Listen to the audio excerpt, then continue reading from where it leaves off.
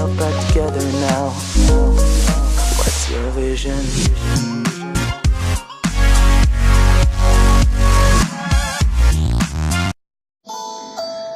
A Bíblia fala de dois jovens, filhos do mesmo pai,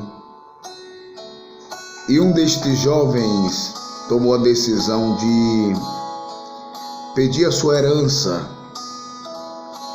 e ir para terras longínquas, terras longes de sua residência, da residência de seu pai, e resolveu viver da forma que queria, viver da forma que achava melhor. E o texto diz que ele começa a viver dissolutamente, ou seja, de uma forma impensada, de uma forma sem regras, sem princípios.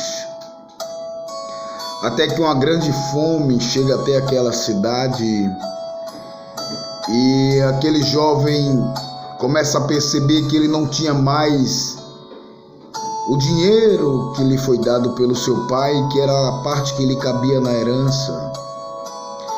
Tendo em vista que quando aquele filho pede ao seu pai a parte da sua herança, ele está decretando a morte de seu pai, porque era totalmente incoerente que um filho requisitasse a sua herança antes da morte de fato do seu pai.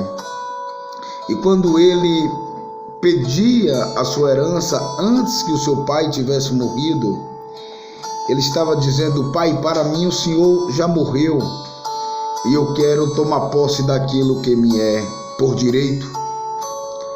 Mas uma grande fome chega àquela cidade e aquele filho começa a passar necessidades.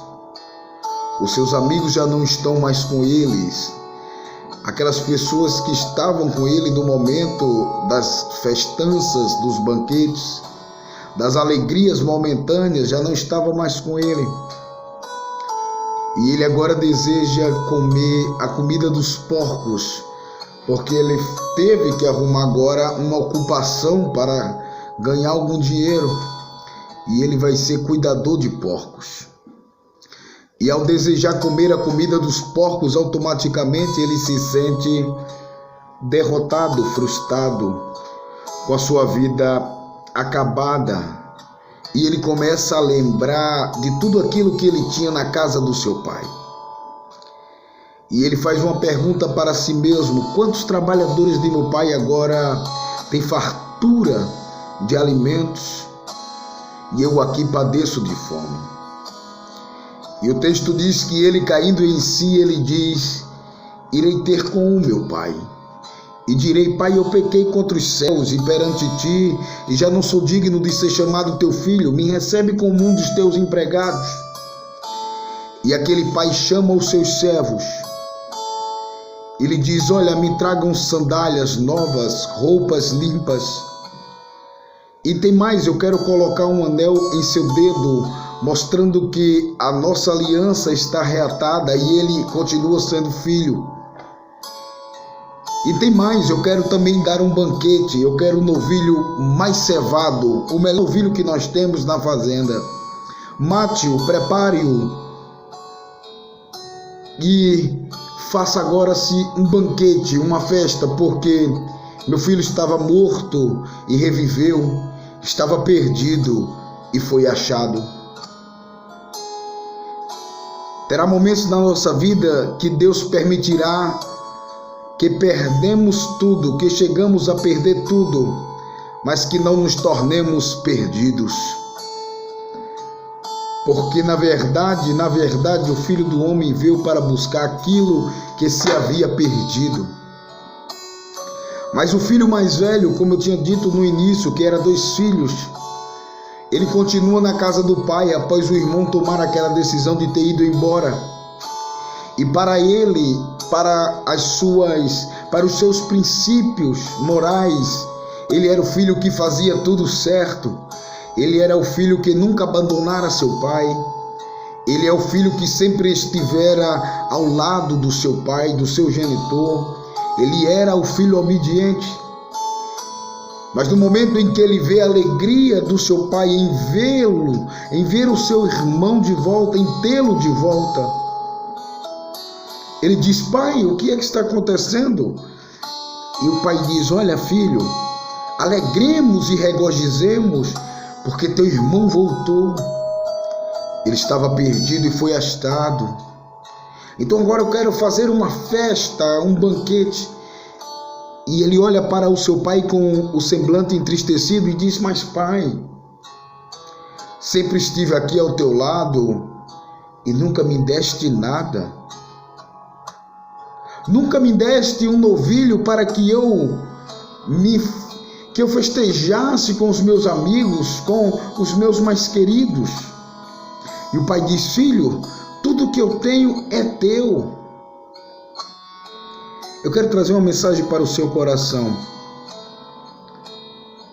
Existem duas classes de personalidades, de pessoas que habitam na casa do Pai.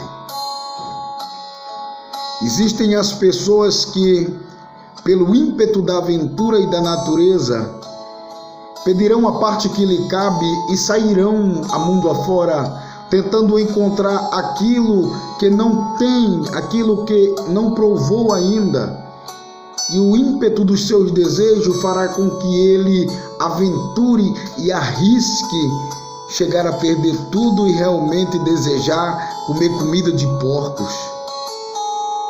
Mas que cairão em si e que, com toda submissão e reconhecendo os seus erros e suas falhas, pedirão para retornar para a casa do Pai, cairão em si verdadeiramente e dirão: pai, eu pequei, me recebe apenas como um dos empregados. E receberão anéis como renovos de alianças, e receberão sandálias como cidadãos, como devem andar, receberão roupas limpas como homens que têm residência, como homens que têm princípios e têm famílias. Também existirá aquelas pessoas que por muito tempo estarem na casa do Pai e por muito tempo acharem que nunca tiveram uma atitude um pouco fora do padrão, ou nunca se equivocaram em alguma atitude, acham que têm o direito, acham que são privilegiados, e esse privilégio entorpecem a eles a ponto deles não aceitarem o irmão mais novo, que um dia, por muita falta de experiência e imaturidade, resolveram conhecer lá fora e o que existia lá fora. E nós encontramos dois filhos, um que se perde, mas depois é achado, e um que estava perdido e achava que nunca havia se perdido.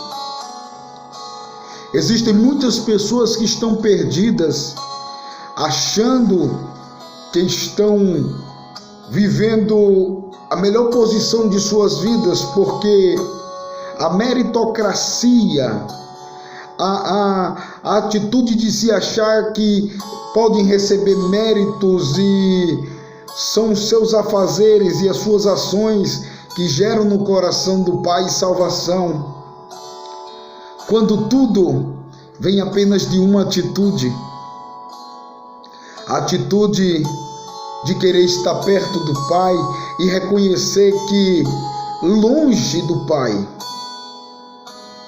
não é o lugar certo para estar. E infelizmente haverá aqueles que ficaram na casa do Pai, estiveram ao lado do Pai, mas nunca conheceram verdadeiramente o coração paterno do Pai. Isto me faz lembrar quando Jesus fala aos discípulos, e Jesus escuta Filipe perguntar-lhe assim: Senhor, mostra-nos o Pai. E Jesus disse: Filipe, sempre estivesses com o Pai e ainda não o conhecestes? Ou seja, Tem muita gente que está perdida ao lado do Pai, mas não o vê. Tem muita gente que tem a chance de abraçar o Pai, mas não o abraça, porque acha que o fato de estar ali é mérito seu, é força humana. Quando Paulo escreve dizendo: a salvação não vem de vocês, é dom de Deus. Não foste vós que escolhestes a mim, mas eu que escolhi a vós. Então, a escolha é divina. Mas a satisfação, o prazer, o gozo, a gratidão é nossa. E eu quero deixar esta mensagem para você, que talvez esteja na casa do Pai, ao lado do Pai, mas não tenha se encontrado. É hora de você se alegrar com o Pai pelo irmão mais novo que está voltando e que foi encontrado com vida, estava perdido e foi achado. Não deixe que o Deus deste século consiga cegar o seu entendimento a ponto que você se ache bom demais, ou que você se ache melhor do que o outro, ou que você se ache que faz demais pelo tempo ou pela experiência, porque Jesus disse que na verdade o último vai ser o primeiro. E lá no reino de Deus é assim que serve aqueles que realmente querem ser destacados. Eles devem ser servos. Eles devem lavar os pés um dos outros. Eles devem lançar água nas mãos um dos outros, servindo uns aos outros, com amor, com tremor, com compaixão, com misericórdia, com sentimento verdadeiro. Como Paulo disse, de sorte que haja em vós o mesmo sentimento que houve em Cristo Jesus, que sendo Deus não usurpou ser igual a Deus, mas tomou a forma de servo e se humilhou até a morte e morte de cruz. Ou seja, eu não tenho nada a fazer aqui se não for para servir ao meu irmão, amar ao meu irmão. O evangelho não tem sentido em mim se o meu coração não for voltado para a imagem e semelhança de Deus, que é o meu próximo. Por isso que Jesus diz, quando é perguntado: Senhor, qual é o maior mandamento de todos os 10? Jesus disse: só existe 2. Os 10, eles se resumem em 2.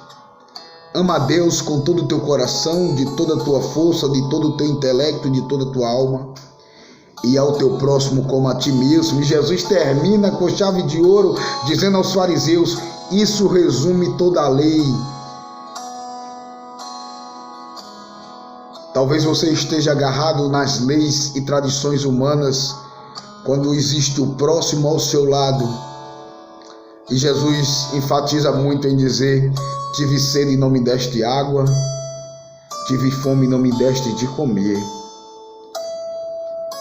É aí aonde o ser humano perde todo o sentido da sua vida, quando ele deixa que o egocentrismo entre em seu coração e ele não sinta a alegria em sentir a alegria do Pai ao ver o irmão que voltou. Ame, perdoe, não julgue, abrace, seja de Cristo verdadeiramente, viva verdadeiramente o Evangelho de Cristo. Se inscreve no canal, Reencontrando-se em Si Mesmo.